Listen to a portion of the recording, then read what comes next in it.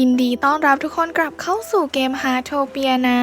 หลายๆคนเนี่ยอาจจะยังไม่รู้ว่าหลังจากอัปเดตล่าสุดเนี่ยเราไม่สามารถที่จะทำตัวบั๊กของลอยแบบไม่ใช้พื้นได้แล้วเนาะซึ่งเราก็ทำในส่วนบริเวณตรงแนวแถบพุ่มไม้นี้เลยทีนี้เนี่ยเราก็เลยรวบรวมวิธีการทำบั๊กของลอยมาแบ่งปันกับทุกคนกันใครมีวิธีอื่นๆเนี่ยก็สามารถคอมเมนต์มาแชร์กันได้เลยนะสำหรับวิธีที่เราจะเอามาแชร์เนี่ยจะมีอะไรบ้างเดี๋ยวเราไปดูกันเลยดีกว่าวิธีแรกเนี่ยก็คือการทำบั๊กของลอยขั้นเบสิกพื้นฐานเลยเนาะเราขอเรียกว่าเป็นขั้นเตรียมเข้าอนุบาลก็แล้วกัน สิ่งแรกที่เราต้องมีเลยก็คือพื้นที่เพื่อนๆมีอยู่ที่บ้านอยู่แล้วนะเป็นโครงสร้างหลักของบ้านเพื่อนๆเลยทีนี้ถัดมาเนี่ยเราก็ต้องมีกำแพงเพื่อให้ตัวพื้นของเราเนี่ยไปยึดเกาะอยู่ได้เนาะส่วนสิ่งสุดท้ายที่เราต้องการเนี่ยก็คือพวกเสาเนาะเพราะว่าเราจะเอามาทำให้เกิดบั๊กนั่นเองเราก็เอาเสามาวางชิดกับตัวผนังได้เลยเนาะแบบนี้เสร็จปุ๊บเนี่ยเดี๋ยวเราก็จะเอาตัวพื้นที่เรามีอยู่แล้วนะมาวางตามระดับที่เราต้องการได้เลยอยากได้ความสูงประมาณไหนก็เลือกเอาเนาะซึ่งมันจะต้องขึ้นเป็นสีแดงแบบนี้นะรอบๆตัวพื้นถ้าขึ้นเป็นสีแดงแบบนี้เนี่ยแปลว่าทุกคนมาถูกทางแล้วพอได้แบบนี้ปุ๊บเนี่ยก็ให้ทำการกดบังคับวางเนาะโดยการกดปุ่มติ๊กถูกกับปุ่มปรับมุมมองพร้อมกันหรือว่าถ้าใน PC ก็คือกดปุ่มติ๊กถูกค้างไว้แล้วก็ลากขึ้นไปสแปมที่ปุ่มปรับมุมมองนั่นเองถ้าทำบั๊กติดเนี่ยตัวพื้นของเราก็จะติดอยู่กับกำแพงแบบนี้เลยนะแล้วทีนี้เนี่ยเราก็สามารถลบตัวเสาออกไปได้เลยรวมถึงกำแพงเราก็ลบได้เนาะทีนี้เนี่ยเราก็จะเอาตัวบรรดาพุ่มไม้ของเราเนี่ยหรือของที่ทุกคนอยากให้ลอยเนี่ยมาวางไว้บนพื้นแบบนี้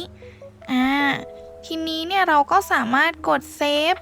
แล้วก็กดสำเร็จได้เลยทีนี้เนี่ยพื้นของเราที่ทำบั๊กเนี่ยมันก็จะกลับไปอยู่ที่เดิมนั่นเองและนี่ก็คือหน้าตาหลังจากที่ทำบั๊กเสร็จเรียบร้อยแล้วเนาะพุ่มไม้ของเราก็ลอยอย่างที่เห็นแบบนี้เลยซึ่งกำแพงสามารถลบได้นะแล้วก็พื้นของเราเนี่ยมันก็จะเด้งกลับมาที่เดิมนั่นเองและนี่ก็คือวิธีที่1เนาะมาต่อในส่วนของวิธีที่2เนาะซึ่งวิธีนี้เราก็จะเรียกว่าเป็นเวลอนุบาลก็แล้วกันจากวิธีที่1เนี่ยมันยังมีช่องว่างอยู่เนาะนั่นก็คือเราเนี่ยไม่สามารถปรับความสูงได้อิสระขนาดนั้นตามที่เราต้องการเนาะเพราะว่าตัวพื้นเนี่ยมันก็จะไปเกาะกับกำแพงตามบล็อกที่ตัวเกมเนี่ยกำหนดไว้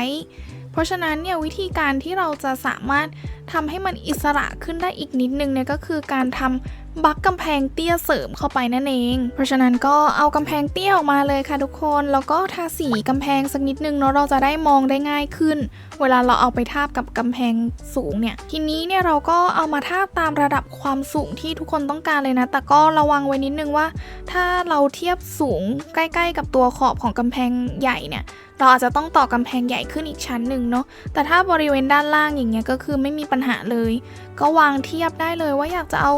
สูงขึ้นมานิดนึงประมาณนี้หรือว่าต่ำประมาณไหนเราก็เทียบได้เลย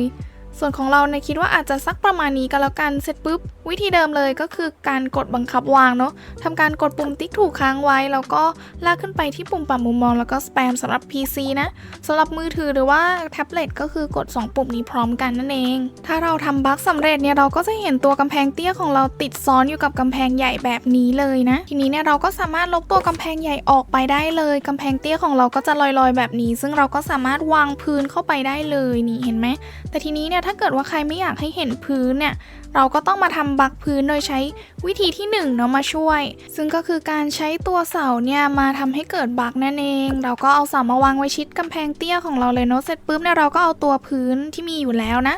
มาวางไว้ซึ่งก็ต้องให้มันเป็นสีแดงแบบนี้นะก็คือมาถูกทางแล้วก็กดบังคับวางเหมือนเดิมถ้าบั๊กติดเนี่ยตัวพื้นก็จะติดอยู่กับกำแพงเตี้ยแบบนี้เลยแล้วเราก็สามารถลบตัวเสาได้แล้วก็วางตัวพุ่มไม้หรือของที่อยากให้ลอยได้ตามใจชอบเลยเสร็จปุ๊บก็สามารถกดเซฟแล้วก็กดสำเร็จได้เลยนะและนี่ก็คือผลงานของวิธีที่2นั่นเองตัวพุ่มไม้ของเราเนี่ยก็จะลอยอยู่แบบนี้เลยตามระดับที่เราเลือกเอาไว้นะนี่ส่วนพื้นเนี่ยก็จะเด้งกลับไปที่เดิมนั่นเองในส่วนของกำแพงเตี้ยที่เราเอามากำหนดระดับเนี่ยมันไม่ได้ยึดติดกับอะไรเนาะเพราะฉะนั้นเราสามารถลบไปได้เลยเอาล่ะมาถึงวิธีที่3กันแล้วซึ่งขอเรียกว่าเป็นเวลปฐมเนาะเรามาปูพื้นฐานอะไรใหม่ๆกันดีกว่าซึ่งวิธีนี้เนี่ย ไม่ได้ใช้บั๊กเนาะแต่ว่ามันจะเป็นพื้นฐานในการเอาไปใช้ทำบั๊กต่อในวิธีถัดๆไปนั่นเองเพื่อให้เข้าใจง่ายเนี่ยเราขอเรียกว่าเป็นเทคนิคในการเชื่อมของก็แล้วกันซึ่งทุกคนเนี่ยก็สามารถเอาพื้นใหม่มาได้เลยนะไม่จำเป็นต้องเป็นพื้นที่มีอยู่แล้วเลือกระดับความสูงได้ตามต้องการเลยเสร็จปุ๊บก็ดึงตัวพื้นลากยาวตามความยาวที่ต้องการ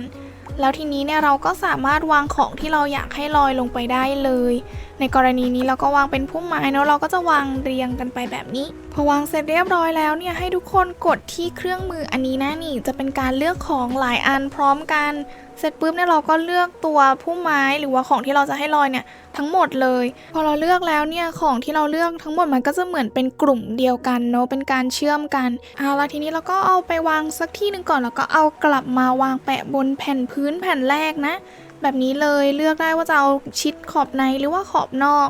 เสร็จแล้วเนี่ยก็กดติ๊กถูกกดเซฟแล้วเราก็สามารถมาลบตัวพื้น